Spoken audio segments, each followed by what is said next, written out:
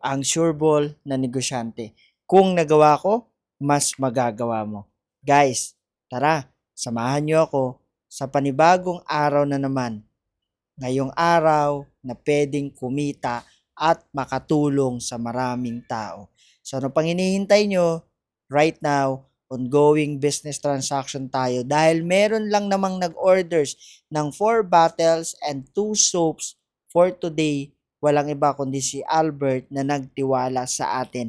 Repeat buyers na natin to guys, at every month kumukuha siya sa atin ng ating mga produkto. So nagkabayaran at nagbigayan right now kasama natin si Albert na gusto na rin kumita pagdating sa negosyo. So ang next agenda natin guys, after this transaction, right now, samahan nyo naman po ako sa Montalban Rizal time again na makapag-start at mag-share ng business talks dito sa mga taga Montalban Rizal na kung saan nakita lang din po nila sa mga kaibigan nila, kakilala, kamag-anak yung business na ginagawa natin.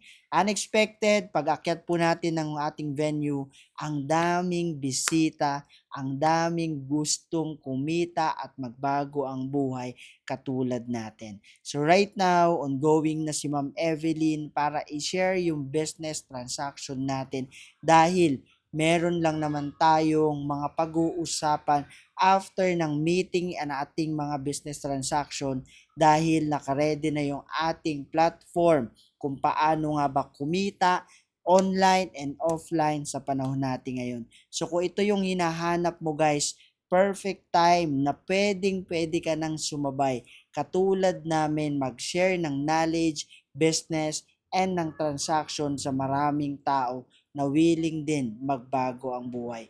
So after ng mga transaction, ito na nga, nagkaroon tayo ng meeting and planning together with our business partner here in Montalban. Walang iba kundi si Ma'am Catherine, Ma'am Michelle, and Sir Rob na kasama natin for today.